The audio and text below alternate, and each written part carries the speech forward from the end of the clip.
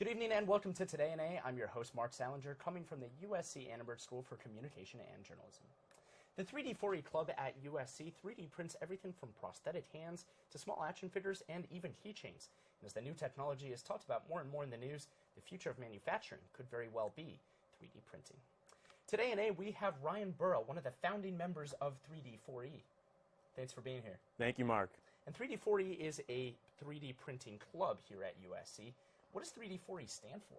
Thanks for asking. It means 3D printing for everyone. Our goal as a club is to give everyone from any background the skills and abilities and the tool sets to be able to 3D print whatever they want. And how exactly do you do that? Do you work with different groups to try and manufacture things for them? Do you try and give outreach programs to the community to try and get more people involved in 3D printing? So we work a lot with the students here at USC. Anyone can come in, get certified on our printers, and get taught exactly how to use them. We also sometimes bring in high school students from the surrounding areas to give them a look at what kind of resources they can use later on in their life. So 3D printing has a wide range of things that it can be used for, anything from prosthetics to action figures to printing really anything that you can do. What type of things do you guys print at 3D4E? So our club's divided up into a couple different projects. We have our freehand project. We print prosthetic hands for underprivileged kids. We have our campus map project, and we're taking the campus and we're putting it into computer software, and we're going to print it out into a 3D map. And then we also have a printer redesign group, and we're taking a printer and printing functional pieces from other 3D printers to install on a new 3D printer that we design ourselves. So you brought into the studio some of the things that you've 3D printed, everything from this little action figure of a Darth Vader in a spacesuit, which I don't think they sell in stores, do they? No, they definitely don't. Custom design. Then you also have a model of Notre Dame, very up to, it looks extremely real. It looks exactly like the real thing. And then what do you have here? Right here we have one of our prosthetic hands. It's fully functioning and fully 3D printed. Each one of these joints right here is printed with 3D printable material. So literally you can go right from a computer directly into something like this. So a hand just like this in the future, or maybe it's now already. Absolutely it is. Can you, so if I had lost my hand, say, could I go to you and say, hey, these are the specifications of my arm, this is what it needs to fit onto. You could take them and then give me something like this with fully functional joints that I could use. Taking some simple measurements like wrist size, finger length, and then over the course of 24 hours, we can print out a fully functioning hand for you to use. So focusing on medicine and the medical applications of this, what other things can you print off other than just a 3D hand? It's what they're doing a lot now is focusing on much smaller scale things. They're printing stents for arteries. They can 3D print customizable stents that will be able to fit more specific for a patient.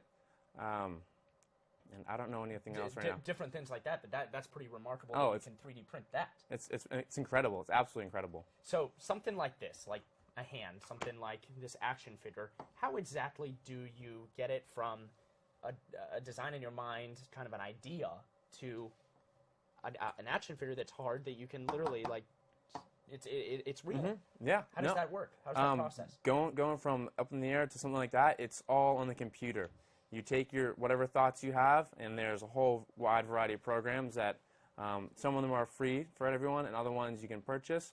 And what you're able to do is use those programs to make shapes, combine shapes that people have already made, and make brand new things such as this. So we met up earlier in the week, and I came by the 3D4E lab, and you showed me around and gave me kind of an insight on how everything works. Let's take a look at the video that we kind of, let's take a look at you showing me how the 3D printer works. Let's load up that video and start playing for you now. Take a file that's designed, you can download offline and make it, and you plug it into this monitor right here. This monitor then takes that file and it slices it, runs through a slicer software. It takes each layer and cuts it up into thousands of little slices. So the 3D printer kind of cuts everything, or the designs cut everything, and then it prints like this, correct? Exactly. So you take your file that you design on your computer, and you plug it into the printer, which runs it through a slicing software. It takes it up into cuts it up into little levels. And then it puts it on through this string or a wire of plastic, and it prints it. Of plastic, thermoplastic, that's filament. There's a whole wide variety of different filaments you can use on 3D and then printers it prints nowadays. different little layers, Yep. correct? And you can print everything from little hearts to a Buddha to an elephant. Yeah. How do you come up with these designs? Oh, it's a hugely creative process. And you take anything around you and you can smash them together on your computer, and that's a little thing you can 3D print. So there's the 3D 4D sticker. What has been the most favorite thing that you've printed for anyone, for yourself, for anybody that you've worked with? What's been the coolest thing that you've seen printed from a 3D printer? One of the funnest things I've seen 3D printed was a shower head, but the shower head was in the shape of a dinosaur skull. So there you are standing in the shower with a dinosaur giving you a shower. So you can Pretty literally, 3D printing has the application of going from printing prosthetic hands like this one that can change somebody's life to printing a dinosaur shower head. Yeah, exactly. It's great. The range is amazing what you can do. How versatile is 3D printing, and how do you think that it will affect the future of how anything is manufactured in our world? It's changing everything. Cutting down on prototyping time to allowing consumers such as ourselves to make items at home for cheaper than what we can buy at the store.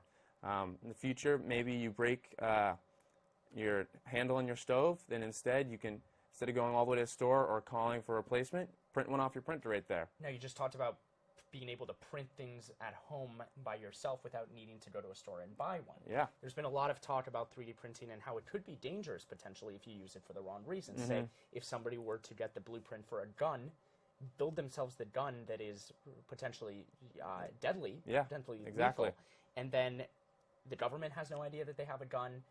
Nobody really has any idea because it's not on any records because they have the blueprints to print their own guns. Is that a possible thing that somebody could do? It absolutely is. There is out on the internet blueprints for 3D gun. Recently, the government has come along and gone to all major 3D file sites and removed them for fear of this exactly. So, I guess with great power comes great responsibility. Exactly. And yeah. the great power happens to be being able to print whatever you want. Mm-hmm. What would you say to people who want to get started in 3D printing and just have nowhere to go? They don't know how to do anything, really. Really just jump into it. There's a lot of resources online, and if the first step is learning how to design stuff. If that's what you want to do, go ahead, download a program and design stuff. Or if not, just start browsing around 3D websites.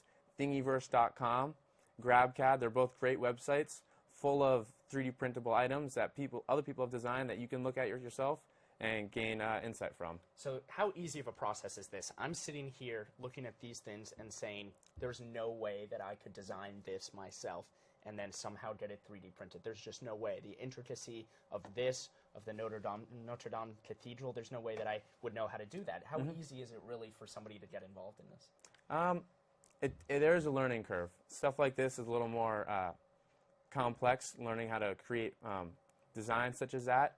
But yourself, you could, there's 3D scanners. You can take whatever you want, place it in a 3D scanner, scan it and print that out yourself. And that would have been fully done by you.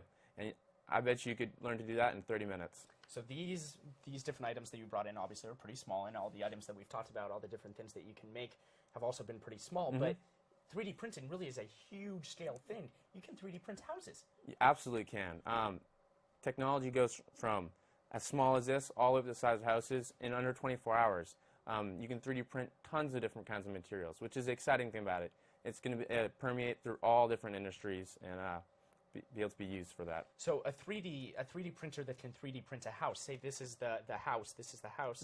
How does it work? It goes and just works its way back and forth printing concrete until the house is just built up?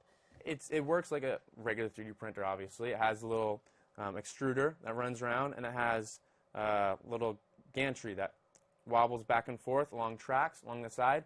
And it's very modular. It's square or rectangular, but it works amazingly. It's so great.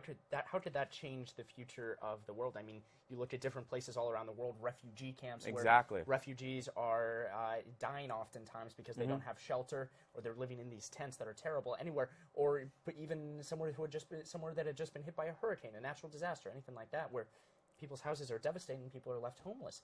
3D printing, I can imagine, and 3D printing houses and these big stale things can have a pretty big effect on the way that our lives really have changed in the future.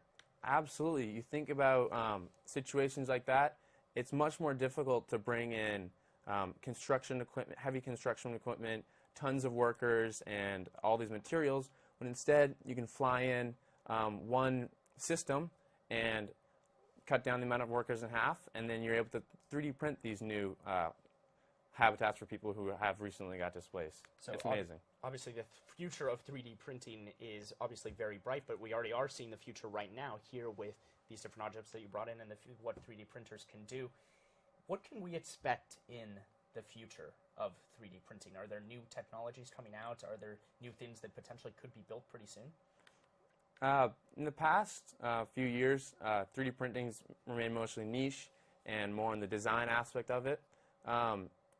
As it goes along, I expected to see more in the manufacturing side in smaller applications. It won't ever be as large as casting or forging or other processes like that, but you will begin to see some products you have every day will have 3D printed parts in them. Do you think that there's a time where I'm going to go to my drawer in my house and see a 3D printed fork a fork and knife that I had just printed because I needed a fork and knife? Do you think that there's a time where half of our household items, if we run out instead of going to the store, we'll just go to our 3D printer, upload our file, and then it'll be printed? That's up to you. Could you have said 10 years ago that you would have had a regular 2D printer in your house? You probably would have. So it's probably going on the same path as that. And on that bombshell, Ryan Burrow, thanks for being here. Thank you, Mark. The future of 3D printing is very bright. The USC 3D4E Club printing little things like this, like a Darth Vader in a spacesuit, prosthetic hands. So the future, who knows? Maybe this desk will be 3D printed, or the camera that we're looking into will be 3D printed. It's up to you guys. Whatever you guys want to print, you can do. I'm Marc Sallinger. Good night.